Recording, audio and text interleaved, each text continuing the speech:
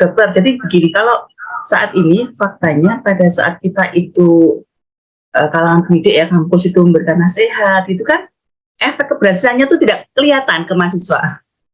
Kadang-kadang tuh sudah dinasihati juga tidak efek, gitu, nggak pengaruh. Malah kita kadang-kadang kena resiko.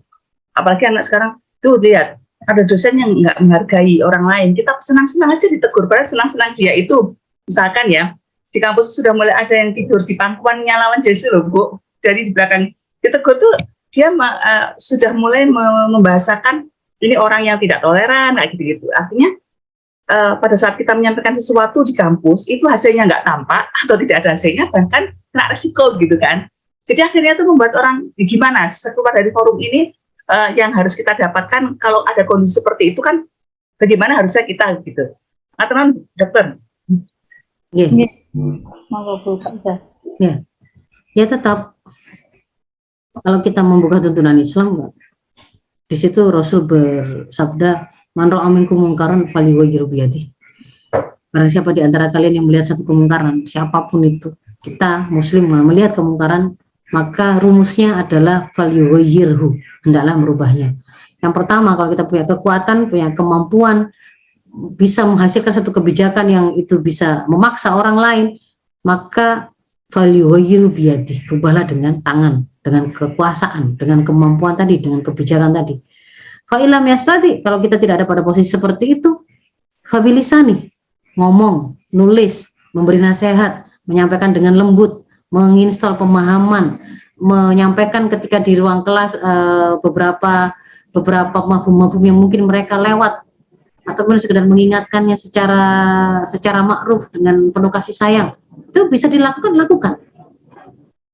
Fa'ilam yastadi, kalau nggak mampu juga, bisu, nggak punya ilmunya, nggak bisa nulis, nggak bisa ngomong, misalkan begitu ya, masa nggak sanggup, itu pun kemudian tidak menjadi, oh ya sudah berarti nggak bisa ngapa-ngapain, nggak juga. Ternyata kan tetap ada, tetap falyughayyirhu, tapi dengan fabiqolbi, dengan hatimu, yang di situ harus tetap terpelihara ketidaksetujuan kita atas kemungkaran yang terjadi di depan mata kita tadi. Ada upaya yang kemudian juga kita lakukan untuk terus meminta, berdoa kepada Allah agar situasi tadi itu bisa hilang, kemungkaran tadi itu. Kita doakan anak-anak kita yang belum paham tadi dengan doa kebaikan supaya Allah menggerakkannya, supaya Allah kemudian membuat mereka akhirnya itu ngerti gitu. Dan kita satu sisi kan mengerti bahwa situasi sampai ada situasi di mana satu, mereka tidak ngerti bahwa yang mereka lakukan itu sebuah keharuman, itu kan berarti ada fase yang lewat kan pada anak-anak kita itu. Harusnya kan kalau memang mereka itu adalah anak-anak yang disiapkan sudah sekian tahun sekolah, belasan tahun, bahkan mungkin puluhan tahun mereka sekolah, itu kan terbentuk sahsia Islam. Sekolahnya itu nggak main-main, seumur hidupnya mereka itu ya, nggak ada liburan sebentar saja. Kok kemudian tidak terbentuk sahsia Islam, itu kan berarti ini sekolahnya ini membuat pintar, membuat soleh atau enggak sih, kan gitu. Harusnya ada pertanyaan begitu. Jadi kita paham bahwa ada kewajiban yang terlewatkan. Mungkin dalam sistem pendidikan kita, mungkin juga ada pengabaian dari amal ma'ruf nahi munkar masyarakatnya. Kita paham, mereka nggak ngerti. Ada yang kok sampai sudah besar nggak ngerti. Terus yang lain lagi juga bahwa ketika ada yang mengingatkan, mereka mengatakan kok nggak toleran sih, ini khas ini ya. Ketika kita menyampaikan syariah, mengajarkan syariah itu kepada anak-anak kita, justru kemudian mereka menjawabnya dengan dalil-dalil, dengan argumentasi, itu kan hak asasi manusia. Ini kan namanya pilihan hidup, kebebasan, yang toleran dong. Ini bahasa-bahasa khas dari serangan yang dilakukan oleh musuh-musuh Islam, yang bahkan bisa jadi menggunakan tangan-tangan kaum muslimin untuk melemahkan keterikatan generasi Islam dengan syariahnya. Memang diantaranya adalah moderasi beragama, covernya moderasi beragama, covernya pakai istilah Islam wasatiyah, kayaknya memang ada cantolannya itu dengan Al-Quran. Tapi pada makna wasatiyah di situ itu adalah, Islam wasatiyah itu adalah apa yang diajarkan oleh Islam, itulah sikap wasatiyah, tidak berlebih-lebihan, itulah adil. Jadi kalau orang memahami bahwa sholat 5 waktu itu adalah sebuah ibadah yang diperintahkan oleh Allah, itulah yang wasatiyah, itu nggak ekstrim. Jadi ada anak kemudian sholat 5 waktu, wah ini fanatik, kamu terlalu fanatik, enggak. Beda dengan orang yang kemudian mengambil sikap sholat malam nggak pakai tidur, sholat terus, nggak kemana-mana gitu ya, puasa, nggak pakai berbuka, itu nggak diajarin oleh Islam malah.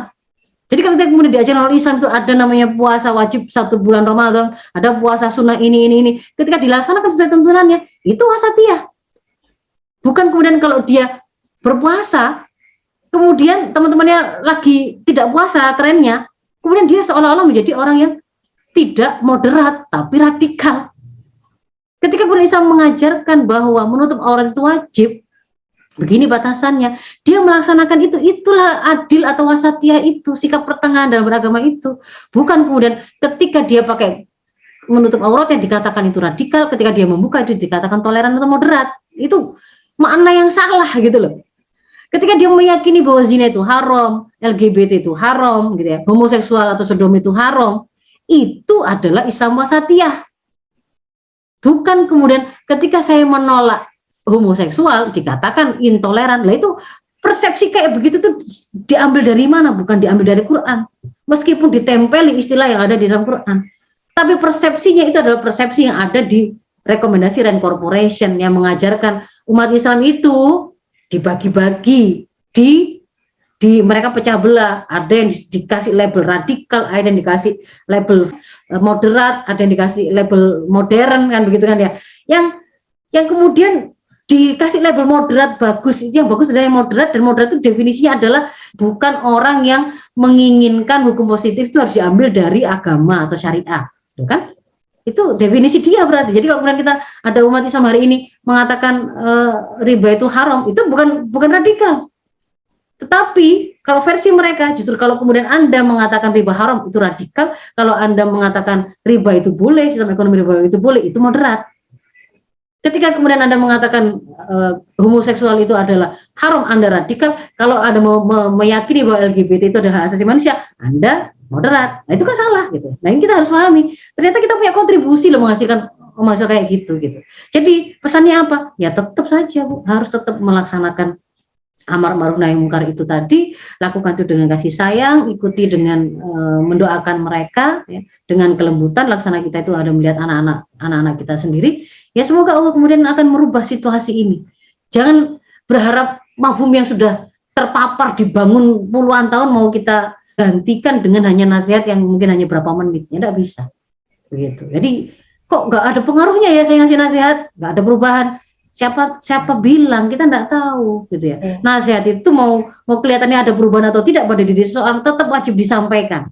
Sama dengan orang tua kepada anaknya. Dia memang wajibnya itu ngasih nasihat. Masalah kemudian nanti itu ternyata nasihat itu bisa difahami oleh anak itu ketika orang tuanya sudah meninggal, ketika anak itu sudah jauh dari orang tuanya, enggak masalah gitu. Tapi sang anak itu ketika ada dalam keadaan sulit dan dia pernah ada memori nasihat yang pernah dia dengar dari orang tuanya, dia masih bisa putar. Saya pernah mendengar dulu orang tua saya memberi nasihat begini. Bayangkan kalau kemudian tidak ada situasi nasihat yang bisa dia putar, gitu ya. Dia mau jatuh pada zina, dia mau nggak sholat, dia nggak pernah dengar orang tuanya itu. Nah kamu jangan sampai sekali-kali mendekati zina, nggak pernah dengar itu. Mau dia putar kayak apa, nggak akan ada ketemu bahwa ada nasihat seperti ini, kebaikan seperti ini. Itu saya kira yang bisa kita lakukan.